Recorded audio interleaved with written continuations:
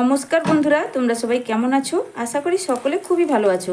পম্পাস simple কুকে সবাইকে স্বাগত। চলে এসেছি আজকে আবারও তোমাদের সঙ্গে ভীষণ টেস্টি নরম তুলতুলে মুখে দেওয়া মাত্রই মিলে যাবে এমন একটা পরোটা রেসিপি শেয়ার করতে, যেটা হাতের কাছে থাকা মাত্র কয়েকটা উপকরণ দিয়ে ঝটপট বানানো হয়ে যায় আর খেতেও বন্ধুরা ভীষণ ভালো লাগে। যদি তোমাদের হাতের কাছে একদম কম সময় থাকে অথচ ভীষণ টেস্টি একটা টিফিন রেসিপি বানাতে চাইছো, তাহলে অবশ্যই এই রেসিপিটা একবার বানিয়ে দেখতে পারো। দেখবে সকলে খুব পছন্দ করবে। সকালবেলা জলখাবার হোক, স্কুল অফিসের টিফিন কিংবা ডিনারেও বন্ধুরা এই রেসিপিটা বানিয়ে দেখতে পারো। যেমন হেলদি তেমন টেস্টি। তাহলে কথা না বাড়িয়ে রেসিপিটা শুরু করছি। একটা লাইক দিয়ে ভিডিওটা সম্পূর্ণ দেখার তোমাদের কাছে অনুরোধ রইল। সবার প্রথমে একটা মিক্সিং বোল নিয়েছি। এর মধ্যে আমি দুটো সেদ্ধ আলু গ্রেট করে নেব। আর এই আলু দুটোর সাইজ দেখে নিশ্চয়ই বুঝতেই পারছো, খুব বেশি বড় না, মিডিয়াম সাইজের দুটো সেদ্ধ করা আলু নিয়েছি। আলু দুটোকে গ্রেটারের সাহায্যে আমি গ্রেট করে নিচ্ছি। তোমরা চাইলে হাত দিয়েও ম্যাশ করে নিতে পারো অথবা ম্যাশার দিয়েও ম্যাশ করতে পারো, তবে লক্ষ্য রাখতে হবে আলুর মধ্যে যেন কোনো রকম বড় গুটলি অংশ না থাকে। একদম ঝটপট হাতের কাছে থাকা মাত্র কয়েকটা উপকরণ দিয়ে আজকের এই টিফিন রেসিপিটা শেয়ার করব বন্ধুরা। বানাতে এতটা সহজ, একবার দেখলে যে কেউ বানিয়ে নিতে পারবে। স্কুল অফিসে টিফিনের জন্য একদম পারফেক্ট। যাদের হাতে একদম সময় থাকে না, খুব কম সময়ের মধ্যে টিফিন রেসিপি বানাতে চাও অথচ টিফিনটা যেন টেস্টি হয় এই কথা ভাবছো, তাহলে অবশ্যই এই রেসিপিটা একবার ট্রাই করে দেখবে বন্ধুরা। ভীষণ টেস্টি হয়, বড় থেকে ছোট সবার খুব পছন্দ হবে। এবার একটা স্প্যাচুলা দিয়ে আলুটাকে আরেকটু ম্যাশ করে নিচ্ছি। চাইলে হাত দিয়েও এই কাজটা করতে পারো। মানে এইভাবে করে নিলে যদিও ছোট অংশ মানে আলুর ছোট কুটলি অংশ এর মধ্যে থেকে থাকে, খুব ভালোভাবেই কিন্তু এই আলুটা একদম মসৃণভাবে মেখে নেওয়া হয়ে যাবে। তো খুব ভালোভাবে আলুটাকে আমি একটু মেখে নিয়েছি। তারপরে এর মধ্যে কয়েকটা উপকরণ আমি মিশিয়ে নেব। তো দেখো বন্ধুরা, দিয়ে দিচ্ছি একটা মিডিয়াম সাইজের পেঁয়াজের অর্ধেক পরিমাণ পেঁয়াজ এখানে একদম মিহি করে কুচিয়ে নিয়েছি।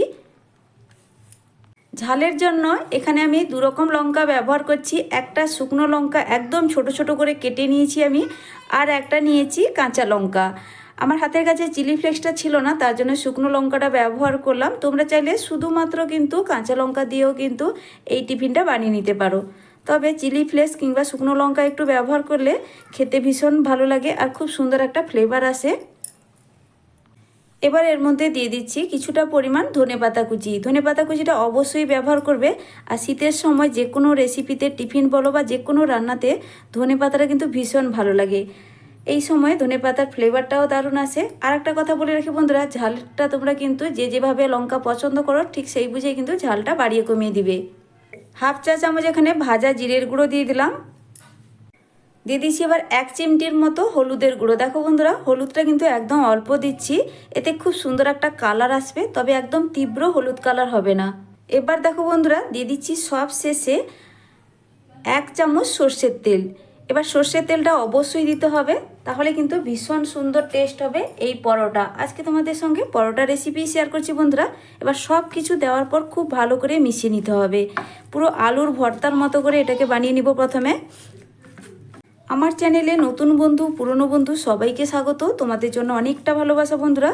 তোমরাও আমাকে ভালোবাসা দিয়ে পাশে থেকো। রেসিপিটা সম্পূর্ণ দেখার তোমাদের কাছে বিশেষ অনুরোধ রইল।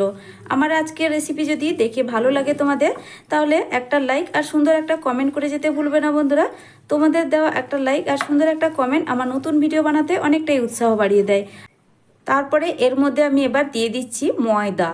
ময়দা এখানে আমি 1.5 বাটি দিচ্ছি। একটা মিডিয়াম সাইজের বাটির মাপ ধরে ওজনে দেখতে গেলে এটা কিন্তু 300 গ্রাম। এখনও পর্যন্ত মেন উপকরণ এর মধ্যে আমি কিন্তু দিইনি, তোমরা নিশ্চয়ই খেয়াল করেছো। তো এখন আমি দিয়ে দিচ্ছি লবণ। লবণ ছাড়া যে কোনো রেসিপি আনকমপ্লিট থেকে যায়, কোনো রকম কিন্তু স্বাদ আসবে না।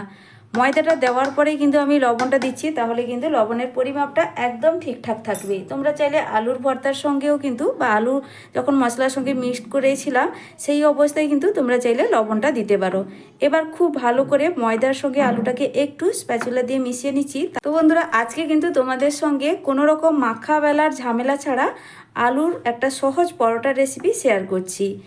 আর উপকরণ তো তোমরা দেখলে কতটা কম উপকরণ ব্যবহার করলাম এখানে। তো এইসব উপকরণ কিন্তু সবার ঘরে বা হাতের কাছে রান্নাঘরে এইসব উপকরণগুলো থেকেই থাকে, খুব সহজে বানানো হয়ে যায়। দেখবে বাচ্চাদের টিফিন বক্সে এইভাবে আলুর পরোটা একবার বানিয়ে দিয়ে দেখবে তারা কিন্তু রোজ রোজ আবদার করবে আর টিফিন বক্স খালি করেই বাড়ি ফিরবে। আমি এখানে ময়দার ব্যবহার করলাম, তোমরা এখানে আটা ময়দা মিক্সড করেও নিতে পারো অথবা শুধুমাত্র আটা দিয়েও কিন্তু এই আলুর পরোটা বানিয়ে নিতে পারো। এখন শুকনো উপকরণগুলো খুব ভালো করেই মেশানো হয়ে গেছে। এবার ব্যবহার করছি জল। জলটা অল্প অল্প করে দিয়ে এখানে একটা ব্যাটার রেডি করতে হবে। আর এই ব্যাটার কিন্তু খুব বেশি পাতলাও হবে না আর খুব বেশি ঘন হবে না। তো জলটা দিয়ে মিশিয়ে নেওয়ার জন্য একটা হ্যান্ড উইচ ব্যবহার করছি, এতে খুব ভালোভাবে মেশানো হবে। তোমরা চাইলে চামচ দিয়ে বা হাতা দিয়েও কিন্তু মিশিয়ে নিতে পারো।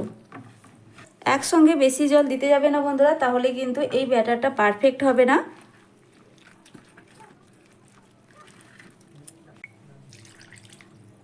জলটা ঠিক কতটা পরিমাণ ব্যবহার করলাম সব শেষে তোমাদেরকে আমি সেটা জানিয়ে দিব। এইভাবে কিন্তু অল্প অল্প করে জল দিচ্ছি, তারপরে ব্যাটারটা খুব সুন্দর করে আমি রেডি করে নিচ্ছি।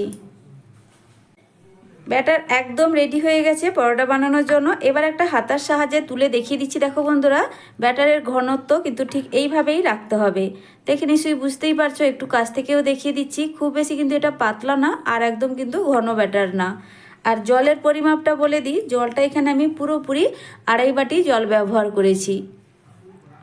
এবার চলো বন্ধুরা ঝটপট তোমাদেরকে পরোটাটা বানিয়ে দেখাই। পরোটাগুলো ভেজে নেওয়ার জন্য গ্যাসে বসিয়ে দিয়েছি একটা ফ্রাইং প্যান। এবার এই প্যানের মধ্যে 1 চামচের 1/2 চামচ দিয়ে দিচ্ছি রিফাইন্ড অয়েল। একদম কম তেলে কিন্তু বন্ধুরা পরোটাগুলো ভাজা হয়ে যাবে। তেলটা দিয়ে দেওয়ার পর চারদিকে একটু ছড়িয়ে দিচ্ছি।